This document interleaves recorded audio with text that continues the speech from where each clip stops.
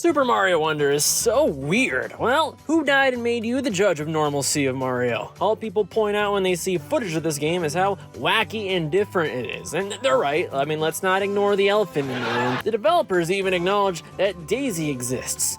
Someone should do a welfare check on Miyamoto. I hope he's okay. But I think pretending this is the first time that Nintendo's taken this route with the Super Mario series is a bit disingenuous. You can maybe look back all the way to Super Mario Bros. 2 USA version as an example, but it's hard to say at the time whether or not it was truly that bizarre. Sequels to NES games at the time were often vastly different, like Zelda 2. But more importantly, and I'm sure you've heard this story before, it wasn't even supposed to be Mario, it's just what we got in the States. You don't say. Ugh, the NES is too sterile. Super Mario Brothers, Super Mario Brothers 2, Super Mario Bros. 3. Now, I need my games to explain what the product actually is.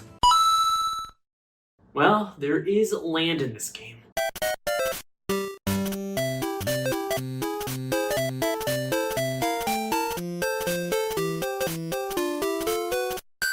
Super Mario Land released alongside the legendary Nintendo handheld, the Game Boy. While it's still very much Mario, there's a lot that's different about this game in comparison to the NES Trilogy or Quadrology if you're a dual citizen. The reason for this change in tone was because this game was developed by Gunpei Yokoi, being the first Mario game not to involve my beloved Miyamoto. I mean, you look at this game and it's still Mario, right? It's not like this game is a graphic novel or anything. You move with the D-pad, jump with A, and run and shoot fireballs with B. Fireball, singular. And that's when you realize this game, it's pretty weird. A lot of series conventions have been changed. For example, the Koopas are now Bomb Koopas. If you jump on them once, they blow up in your face. And you know what? I kind of like it. I mean, not being blown up with a bomb, that's bad, but there's a lot of strategy that comes into play with this sort of element, as you can't just stand around and it keeps you on your toes. But let me tell you about the newest change to this entire game. The Goombas have been replaced by the Goombos. It feels different, okay? Trust me, it's a real game changer. Similarly, we have the Bullet Biff. Yeah, okay, and my name is John Compass. There's a canonical reason for all these changes, though. It's not just to be special and unique. The game takes place in a land entirely separate from the Mushroom Kingdom, this being Sarasa Land. Well, looks like the Mushroom Kingdom is no more. Don't trust any game reviewer who tells you the Flower Kingdom is the first time Mario had a new world, because you really can't trust the media these days, and it's a prime example. This time around, we're rescuing Princess Daisy. Why? Because Peach had a doctor's appointment. I mean, you tell me, how about that? We don't have that much to go off on in terms of story. It's not like Game Boy games, or hell, any games in this era, could really explain all that much due to system limitations. You were lucky if there were any words outside of the UI at all on a Game Boy game, so thankfully, we have the manual. Okay, once upon a time, there was a peaceful world called Sarasa Land. One day, the skies of Sarasa Land were suddenly covered by a huge black cloud. From a crack in this cloud, the unknown space monster Tatanga emerged to try to conquer Sarasa Land. Tatanga hypnotized the people of all the kingdoms so that way he could control them in any way he liked. In this way, he took over Sarasa Land. Now he wants to marry Princess Daisy of Sarasa Land. Oh my god, stop saying Sarasa Land! Yeah, so the evil guy wants the beautiful pixelated girl and wants to marry her. Mario somehow just came to know of these events, and yeah, it's just Super Mario Bros. 1, but with different people. Princess Daisy would continue to be a mainstay of the series from here, though. It's funny because she really serves no purpose in this game besides to be different, and really this could just be any generic princess character. Daisy in the later games was sassy and confident, and here, like, I have nothing to say about this. Like, it's just a sprite. She's just literally a goddamn sprite. So I guess it's notable in the sense that this character came back later. This was as a result of Mario Tennis. They needed a pairing for Peach, so they took essentially a name from this weird Game Boy title, Boom, Hi, I'm Daisy. Other characters didn't fare too well. Tatanga? Who the hell is that? A purple dragon riding a spaceship? I mean, who are these enemies? Easter Island statues, girls in kimonos who never die, hands that come out of warp pipes? Yeah, you want to know how weird Super Mario Land is? It's so weird, in fact, that it takes place in real life.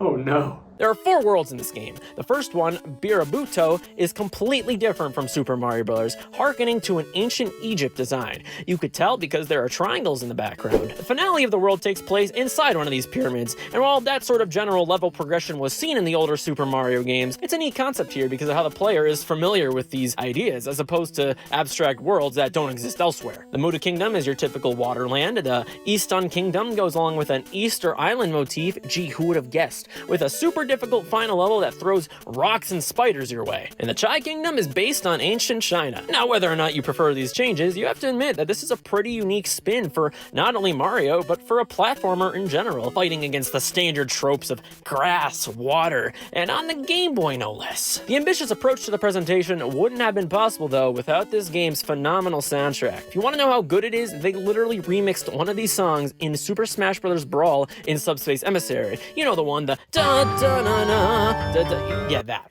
And the other songs are nothing to forget about either. I mean, every time I listen to these, they're in my head for hours and hours, to the point where I can't sleep anymore. It's gotten bad. So yeah, the graphics, the masterful 3-song soundtrack, the lore even, it's all nice and dandy, but how does the game play? It sure plays. Okay, the movement in this game is pretty jank. It's not broken or unplayable or anything like that, but I can't say it's smooth either. To be fair, a lot of the 2D platformers in this era suffered from similar issues, the most frustrating of which is that you lose momentum extremely easily, making it pretty hard to do precise jumps unless you have just the right amount of speed. In general, there are little moments of BS too, like the invisible question mark boxes that they place to be a jerk and platforms that you clip through. And don't forget about the fact that Mario sinks like a damn rock, right into the abyss of hell. All of this wouldn't be that much of a problem normally, but Super Mario Land has a blatant obsession with precision platforming. In terms of old game difficulty, it's no Silver Surfer or Mega Man or anything, but calling it easy I think would be disingenuous. This all correlates with a pretty steep difficulty spike that takes place right after World 2. It's not even a spike, it's like a wall. It's easy, then it turns into my favorite difficulty, go screw yourself. Now thankfully, Super Mario Land has a fairly accommodating life system. If you play well, there's a possibility to visit a bonus round at the end of each level, which gives Mario the chance to get anything between a fire flower and 3 extra lives. There's no strategy to this at all, change my mind. And if you know the locations, you can definitely find lots of 1-ups. Hearts. Yeah, I guess they were worried that the mushroom power-up would look a little too close to it, so that's my guess for the change, but maybe the developers just felt like feeling a little more generic than usual. Every world ends with a boss fight. If you can call jumping over an enemy once and touching a hammer a boss fight, well, Worlds 1 and 3 may not be any more complicated than your standard Bowser battle, but Worlds 2 and 4 introduce these really cute submarine shooter levels. They're pretty easy, but you know what? It counts as variety. And that's Super Mario Land. Yeah, that's all of Super Mario Land. This is a super short game with not a lot to say about it, but I think it's extremely charming personally and serves its place well in Mario's history. It's a fascinating time capsule. Besides Daisy, nothing really came out of this game, but I kind of like the idea that this is some alternative timeline to Super Mario Bros. I like to see the world of Sarasa Land revisited again one day. There's a lot of potential with a game like this in an HD era, or maybe even a 3D Mario game. Don't be cowards. I definitely recommend giving this game a shot if you have any way to play it. So go onto your Switch, go onto NSO, and play it right now. Oh wait, it's not on there, but Super Mario Land 2 is... Why? Sorry, it's not Super Mario Land 2, it's Super Mario Land 2, the 6 golden coins, and I'm not calling it that. So according to Mario, written in a letter, he returns from Sarasa Land to find that an evil creep, in his words, has taken over his castle and hypnotized the entirety of Mario Land. Okay, so that's a horrifying retcon. Mario lives in a castle in a place called Mario Land. I guess it was just too convenient to forget about, and no one ever talked about it ever again for the remainder of the series, but it's a mainline Mario game where this is like this big piece of lore that's just never brought up again. And I mean, this letter that he writes is more words than he says throughout the entirety of the whole series. Someone explain this. Are there just a trifecta of castles, Marios, Bowsers, and Peaches, like the Triforce? Now, does this really matter? I mean... No, not really. Let's just play the f***ing game. Anyways, the evil creep, known as Wario, has taken 6 golden coins and spread them throughout 6 worlds. Looking at the gameplay, it's tough to imagine this game shares anything besides the name and that loose plot connection with the previous title. It's night and day when you compare Super Mario Land 2 with the predecessor. Sprites are a lot bigger, for one, but in general, the graphics are a lot sharper. I mean, look at this. They did this on a goddamn Game Boy? I'd say this is what Super Mario Bros. 3 is to Super Mario Bros. 1, almost as if the Game Boy had 2 separate generations take place inside of it. While being fairly different different than Mario Land 1, this game does a lot that's unique to the franchise. The world themes are once again distinct and not anything like the Mario worlds that came before or after it, which makes it pretty fun to discover what's next. And what you find is technically person dependent, as the worlds can be done completely out of order. Sure, Super Mario World and Super Mario Bros. 3 both had a map screen with some choices, but it was still largely one world on screen at a time. Just gonna say it, for Game Boy standards, this is an open world game. Look, it's not a particularly high bar. Okay. Super Mario Land 2 may not be in Sarasa Land and may be a completely different ballgame, but that's still not to say that they didn't try to be different. Look at these enemies. Lanterns with mouths, flying brooms, Jason heads with knives in them, ants, and the world themes are super out there as well. We have a space zone being the first time Mario went to space. Yeah, almost 15 years before Super Mario Galaxy. And yet when I bring a lawsuit against Nintendo for false advertising, I was sanctioned in a court of law for bringing a frivolous lawsuit. Well, guess who's laughing now? At the end of the space zone, we have a rematch with Tatanga, being essentially the only other connection this game has with its predecessor. It may seem weird he's not in Sarasa Land anymore, but he's an alien, so I mean, I guess it makes sense. He never appears again after this. He's canonically dead. Then there's the Macro Zone, which takes place inside of a house, taking game design cues from the best game of all time, Sneakers for the original Xbox. And the Mario Zone. You know, they probably could have spaced these levels on the map a little bit better. Did not one developer, did no one look at this and say, you know, what the guys? Both Mario Land games do this alternate world concept differently, and it's fascinating to me how different these two games feel, let alone how different they feel from the rest of the franchise. What doesn't feel different though is the quote-unquote new power-up, being the carrot, which turns you into Bunny Mario. This allows you to hover while jumping, which ultimately feels kind of similar to the power-ups in Mario Bros. 3 and World, but regardless, it's a cute idea and a worthy reward. But besides that, Super Mario Land 2 does away with a lot of the other series conventions. For instance, did you know that there's no score in this game? I bet not, because who cares about score, but it was noteworthy to be written on the Mario Wiki, so it's a big deal to me. And this is the first Mario game that has a easy mode. Oh, so you're the game that ruined gaming in the year 2023.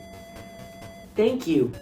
Thank you so much. The gameplay itself feels really smooth, especially for the console it's on. It's again hard to understate how impressive this game actually is being on the Game Boy. The controls feel fluid, as if they really patched out the flaws of Super Mario Land 1. In fact, I'd be surprised if they're even using anything close to that engine. This is in part due to the sprites being so stinking big, which I feel helps out with the player's ability to interact with the environment with razor-sharp precision. What makes this game most enjoyable to me is again the fantastic presentation, and also yet again the people writing the music for this game took a look at the flimsy Game Boy hardware and said, yeah, you know, I think I could write some of the best Mario music of all time on that thing. Someone was flexing to a ridiculous degree, and I can't blame them because you would be too. Now, I don't think the tracks are as memorable as Super Mario Land 1's, but the soundtrack feels a lot more coherent here. For one, there are a lot more songs in the mix, coming as a result of there just being 32 levels, but for two, they went for one of my favorite tropes in gaming soundtracks, which is the classic motif approach, meaning having a few of the same notes that play through multiple songs in various keys and moods depending on where you are.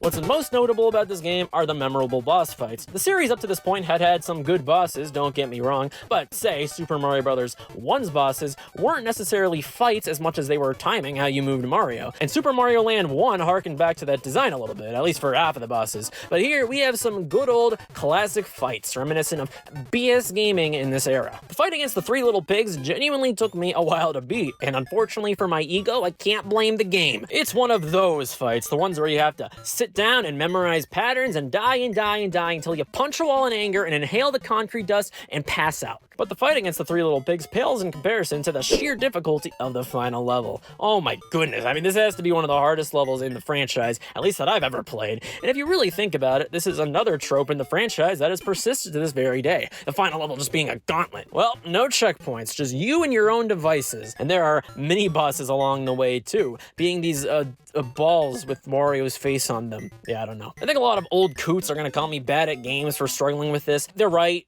they're right, okay? Like, I agree. But when a game does get this hard, I do what any rational gamer will do. I'll sit down for an hour and grind lives. Like, could I just use save states? Yes, I'm on NSO, but it just feels wrong to me. But getting your extra tries in the game, it feels better because it's legit, and you get the satisfaction still of cheesing those game developers. Take that. And there's plenty of ways you can get extra lives, which are, again, hearts in this game. There are new bonus levels and, honestly, plenty of lives throughout the adventure that you can just stumble across. But to be fair, besides a few bosses, this game is pretty easy. If Super Mario Land 1 had a wall of a difficulty spike, this game has an ocean. I mean, mostly calm, but suddenly you have the waves, and trust me, it's very salty water. Final fight against Wario, I would say, is one of the best in the Mario series. It's multiple phases, with him using the same power-ups that you run across during the adventure. Hot take incoming! Hot take incoming! This is the best fight in the entirety of 2D Mario up to this point. I personally feel bosses have always been something that Mario's struggled with, but Wario checks off all the boxes in terms of being a classic 8-bit fight. Your heart is pumping, there are cute little callbacks tying in the themes of the adventure, and when you win, you really feel like you deserve your victory. And that's the Super Mario Land series. Kinda. You see, Super Mario Land 3 would be released in a way, but as a subtitle of a new series. This is none other than Wario Land, Super Mario Land 3. What a stupid name. So, is this a Mario game or a Wario game? Well, considering Wario Land would go on to be its own franchise, I think this counts more for that. I mean, Mario's not even in the damn game, so I say let's hold this off for another time. So you might think at a first glance that the Super Mario Land series really didn't matter that much in the grand scheme of Mario. After all, it was just two weird, kind of short games, but a lot more came from it than you would think. I mean, Daisy and Wario are both major Mario characters, now being in Smash Brothers, and Wario spawning multiple spin-off franchises. And the weirdness of a character like Wario would lead to a character like Waluigi. Could you possibly imagine all the spin-off games without these three? I mean, how would Nintendo slowly be able to trickle out the content these days and make you feel like you're getting a good deal without them? And it's not just characters. A few series conventions started here, whether intentional or not, like